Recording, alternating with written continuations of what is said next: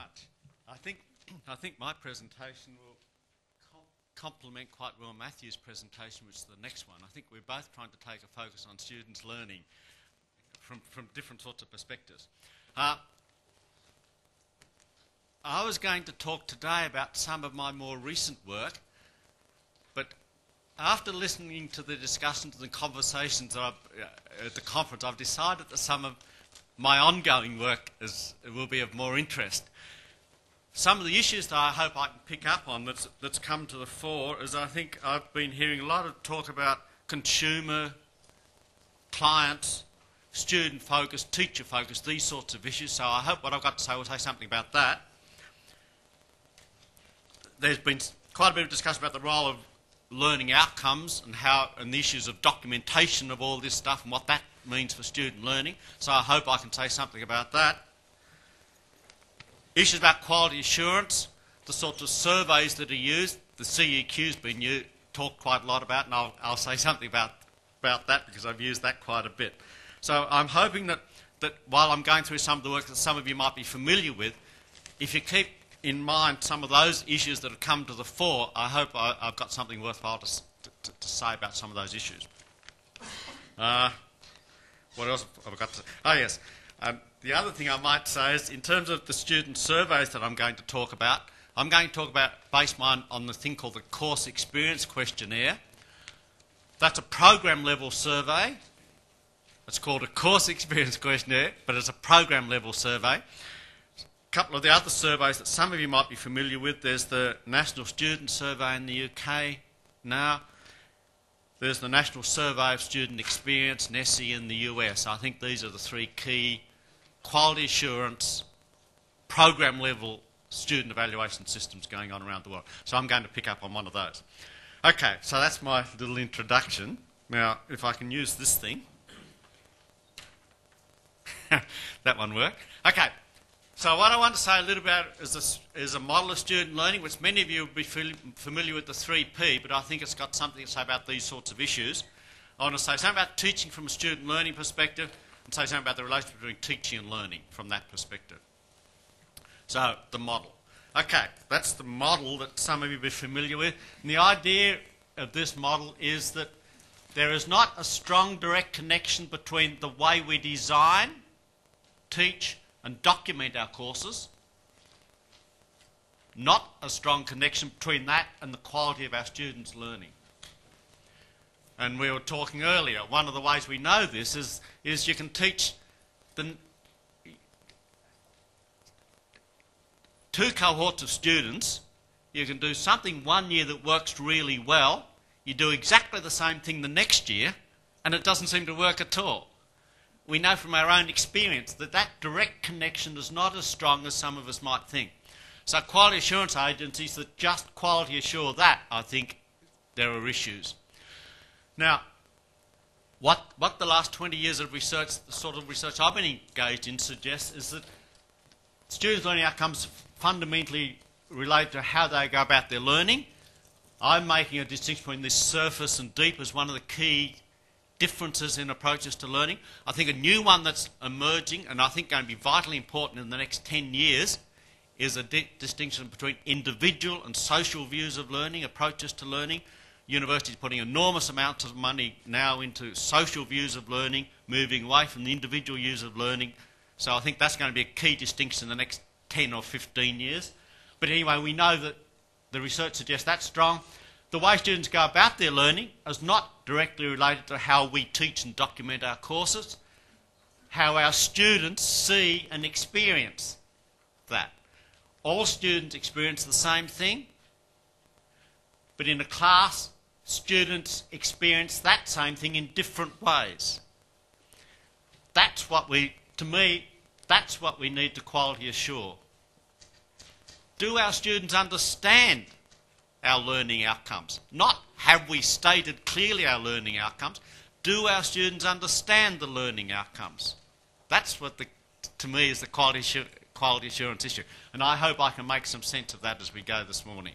So, and I think that addresses some of the issues that Graham Gibbs raised about learning outcomes and that. I think the issue is not how well we document stuff, how our students experience and understand them. Okay. Now, this is the model that Hong Kong University has just adopted in the last 2 or 3 years for its quality assurance processes.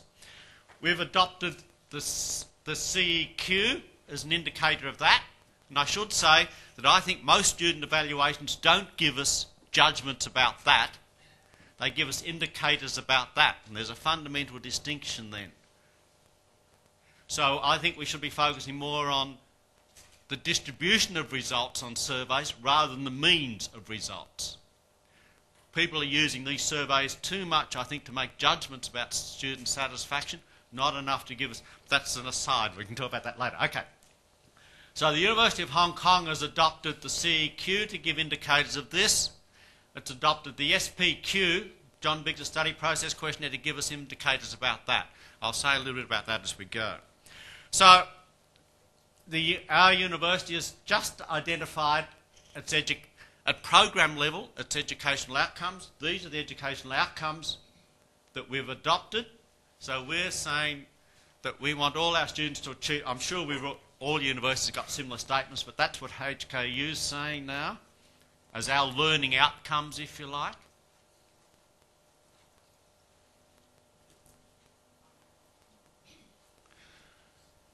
Okay, in terms of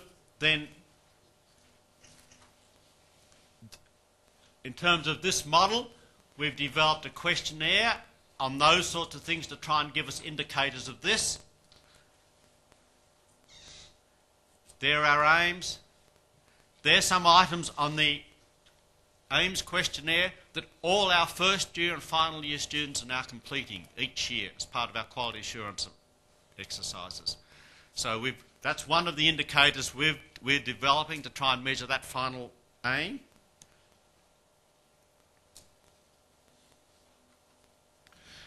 In terms of approaches to learning, all our first year and final year students now complete a study process questionnaire to give us some indicator on how they're approaching their learning. We've accepted this fundamental distinction between the so-called surface and deep approach. All learning is far more complex than this suggests. But I think this is a fundamental distinction in approaches to learning. It doesn't capture the whole of learning, obviously, but it's a fundamental distinction. What we've found in working in Hong Kong is that this aspect of a deep approach is vitally important. Original views of this approaches to learning didn't have memorisation in the deep approach. It said memorisation was bad, not memorisation was good. Always struck me a bit of a strange thing because I can't see how you can understand something you don't remember anything about,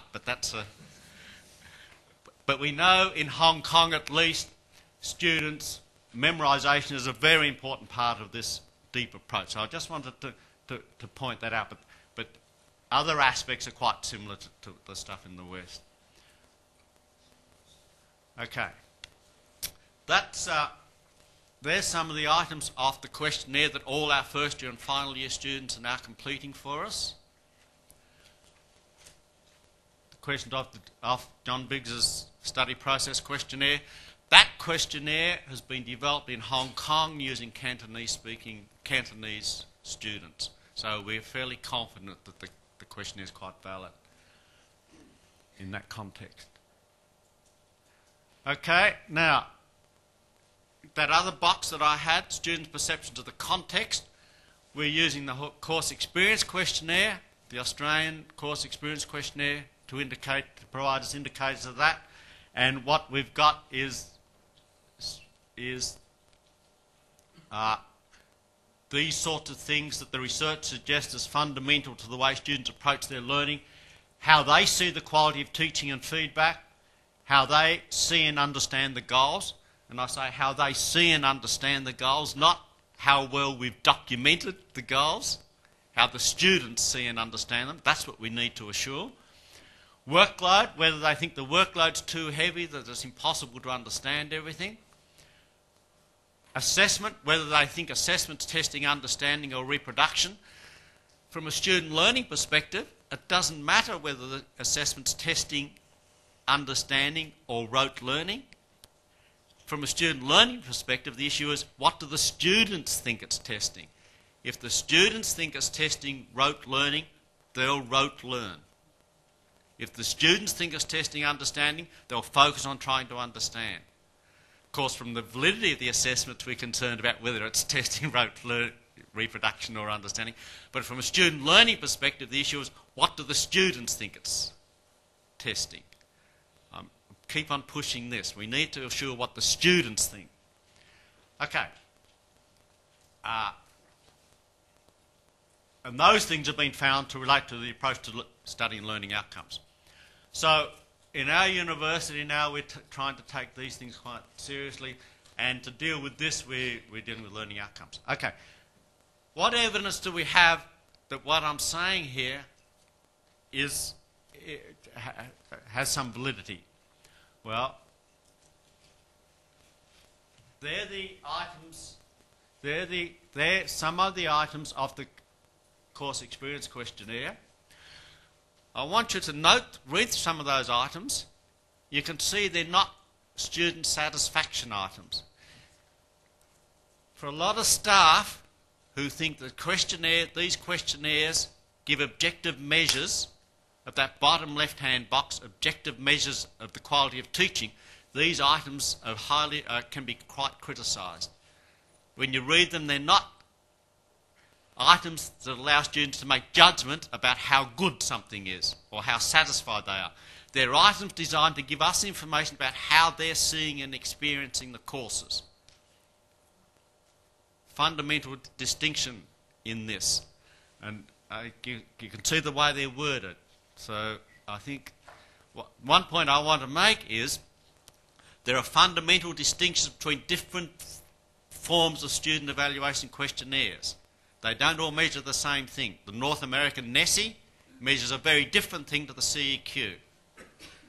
A lot of student evaluation questionnaires, so you've got to look closely at what's underlying the questionnaires, not how well the wording is, but what view of learning is underlying the questionnaire. Here, this questionnaire, it's the way the students experience the teaching learning that's fundamentally important. Okay. That's the course experience questionnaire. That's the one that Graham Gibbs talked about. It's the one that Graham Webb talked about as well. Now, here's some results of that. This is a factor analysis in Australia using about 8,000 or 9,000 Australian students. In Hong Kong, using about 2,000 of our students 2 years ago. This was the first administration of this questionnaire. Let's just focus on this part here first. Try and not look at that. What this is saying that in Australia, high scores on that deep approach to study items is associated with high scores on the good teaching scale, high scores on students saying they're clear about the goals. In Australia, high scores on the surface approach, students saying they're focused on reproduction, not understanding, is associated with thinking the workload's too high, assessments testing reproduction. That structure there is replicated in Australia many times, it's replicated in Britain many times. Workload, perceptions of workload and assessment drive surface approaches, perceptions of quality of teaching and what the goals and that of the course are about drive this focus on understanding. Now, let's look at Hong Kong, where it's argued sometimes that Asian students respond to these things differently. I hope you'll see that the structure that we've got at Hong Kong University, the relationships there, a deep approach relating to the students' perceptions of the quality of teaching feedback, how well they understand the goals, is associated with the deep approach, surface approach, workload and assessment. The structure in Hong Kong, in those variables, the questionnaires are working exactly the same way in Hong Kong as they are in Australia.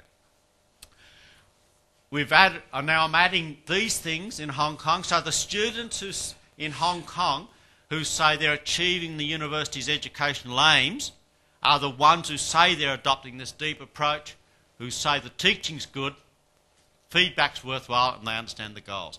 And also you can see satisfaction associated with that factor. In Australia, I haven't shown this, but overall students' views of satisfaction is also associated with that factor. Okay, so we claim in Hong Kong now we've got some evidence that overall student satisfaction, some evidence that the achievement of the educational aims is associated with these sorts of things. That, I think, is consistent with that model that I tried to say, where these things here represent students' perceptions of the teaching learning situation. That's their approaches to study. That's the learning outcomes in this sense, and if you like, some sort of overall satisfaction. I'm less concerned about that personally than I am about how well they've understood the subject matter we're trying to teach them, but that's probably another issue. Okay. So what we see there is both in Australia and in Hong Kong now, students' focus on trying to understand is associated with how well they see the quality of teaching and feedback, the goals, surface, workload and assessment. And then, as I said, overall satisfaction, university aims. So, the point about then quality assurance for me is that we don't quality assure the documentation or the course design, we quality assure the student's experience. And that means in a lot of quality assurance structures these days, there's a lot of time spent interviewing staff and students. The quality assurance processes in Australia, when the National Quality Assurance Group goes into an Australian university, they'll interview 400 academic staff and 400 or 500 students. And they'll be asking the students what they think the goals and aims and learning outcomes of the course are, not what the documentation says, but what the students understand them to be. In Hong Kong, we've just adopted the same system, so from now on in Hong Kong, we'll be focusing more on what the students understand the goals and that to be. I think there's I might be overplaying this, you might think I'm harping on this too much, but I think it's a fundamental change that we've got to think about in all of this. Okay. What about teaching from a student learning perspective? Some of you have come across this before.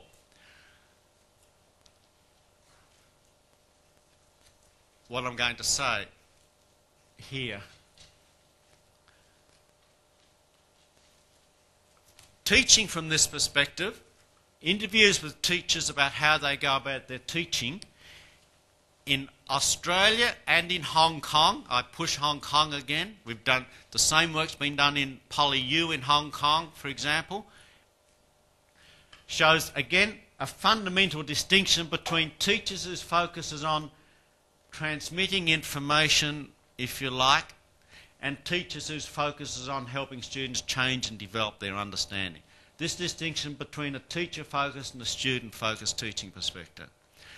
Now, for me, a student-focused teaching perspective is not one that focuses on students as clients. A student-focused perspective is not one where we run a student evaluation survey, find out what our students want and give it to them. I'm overplaying that side of it. But for me, it's not a client-centred view. A student-focused perspective is one where the teacher focuses on understanding the way the students are going about their learning, and where the teacher focuses on trying to understand how the students are seeing the teaching learning context. That to me is what a student-focused perspective of learning is. So, for example, the teacher with learning outcomes from this perspective would be far more interested in running a little survey, say halfway through the course, asking students a question like, if you were going to explain this course, what this course is about to a friend, how would you explain it? Finding out from the students what they think the outcomes are, then working from that, rather than working harder and harder and harder on documenting the learning outcomes. Do you see the distinction there? So, focus. Here the strategy is focusing on what the teacher does. Here the teacher's more and more concerned about how well they design the course. Here the focus is more on finding out from the students how well the students are seeing the course. Okay. Now, there's a couple of quotes that we have of teachers that we say that sort of a quote there is more an information transmission, teacher focus. That quote is more a conceptual change, student focus perspective. I'll let you read those two quotes.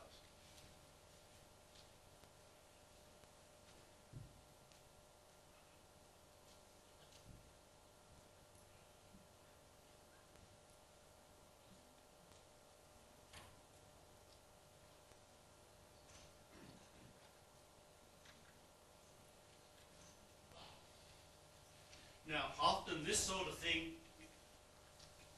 is, sometimes this sort of thing is I think what quality assurance agencies are looking for. Sometimes I think Excellence in Teaching Awards look at that sort of thing too.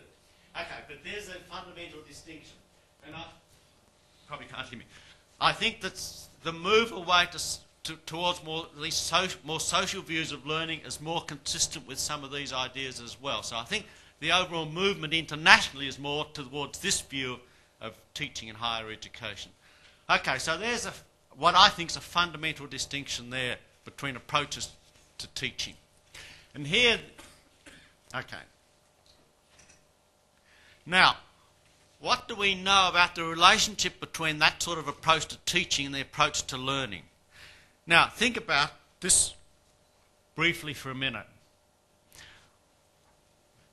Which teachers who describe their teaching like that and teachers who describe their teaching like that, which way do you think would have students who describe their learning more in terms of surface learning, and which teacher do you think would have students describing their learning more in terms of deep learning?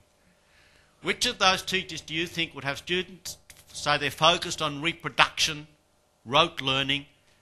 Which of those teachers do you think would have students saying they're focused on understanding, trying to change the way they see their subject matter on that? Okay, what's the evidence say? Maybe it's a bit odd, but okay, I want to show you the evidence for this. So it's not just a sort of a... Okay, the relationship between these things. Now, again, I want to pick up, that's some work that we did in Australia, some work that's been done in Hong Kong. So this is not just a Western view, this is also a large part of this work's done in Asia as well.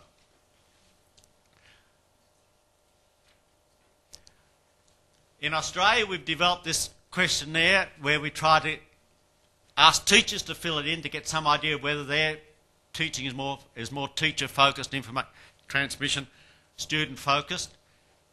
In Asia, in Hong Kong, a similar questionnaire was developed, and you can see those sorts of items there. The idea is to get teachers to fill in the questionnaires about how they approach their teaching, to get students to fill in a questionnaire about how they're approaching learning and looking at that relationship. Okay. These are the results that come out. That's the results in Australia. That's what's come out in Hong Kong. Hopefully you can see a similar sort of relationship there. Teachers who say they're more teacher-focused, that information transmission view, have students who say they're more focused more on surface learning. Teachers who say they're more focused on student in Australia, less surface. In Hong Kong, with Cantonese-speaking students, the same results. You can see in Hong Kong a deep approach to students who say they're focused on understanding rather than reproduction, have teachers who say they're not negative, not focused on that teacher-focused perspective. I think if you look at those results, again, they're very similar. The directions of all those correlations in both Hong Kong and in Australia are the same. And I've made it a bit closer. So you can see there, you can see in both Hong Kong and in Australia that teachers who say they're adopting this more student-focused, conceptual change approach to teaching, more concerned about whether the students are understanding the goals rather than presenting the goals to the students, more concerned about what the students understand the assessment to be about, are the ones in which the students are saying they're adopting these more deeper approaches to learning. Service approaches to learning by students associated with teachers focused on how will they transfer and how transmit information to students. Deep approach. Okay, I've argued the case. Now, my conclusion then, my argument would be, it's not the way we teach and design and document our courses that relates to quality of student learning outcome. I'll put this strongly. It's not the way we teach, design and document our courses. It's the way our students perceive, experience and understand those designs that relates to quality of student learning outcome. We need to find out from our students what they think the assessment's about. We need to find out from our students what they think the learning outcomes are supposed to be. Not work harder and harder and harder on describing learning outcomes in the documentation, but talk to our students in tutorials or... Okay. And then I would argue the more we can shift our focus to the way our students are learning and understand... Sorry. That last one, that's about trying to move more towards these more student-focused, conceptual change views of teaching. We know that there's evidence that relates to quality of learning outcomes. So that's the conclusions I would want to draw from this. And I'm now, just to finish up briefly, Paul Ramsden, one of my colleagues who's done a lot of work in this area, they're the sorts of things he's saying about this focus on short-term reproduction. Remember, it's not about memorisation. Memorisation is important in both effects, and we know that Asian students, often memorisation comes first and understanding second. In the West, people try to focus on understanding and memorisation, maybe more in that order. So there's a difference in the way these things are done, but fundamentally I think it's the same. They're the things he's said.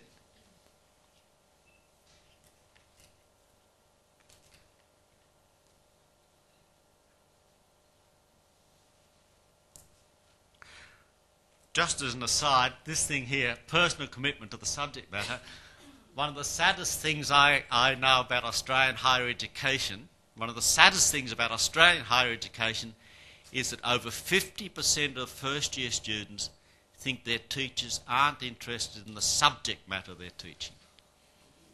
Forget about whether they think the teachers are interested in teaching them.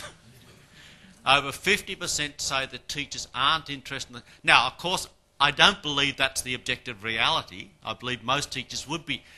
Students don't perceive that their teachers are interested in the subject. As soon as the students think the teacher's not interested in the subject matter, well, the game's almost lost, I think. So that's, again, a key aspect of these perceptions, the way the students are experiencing these things. Thanks.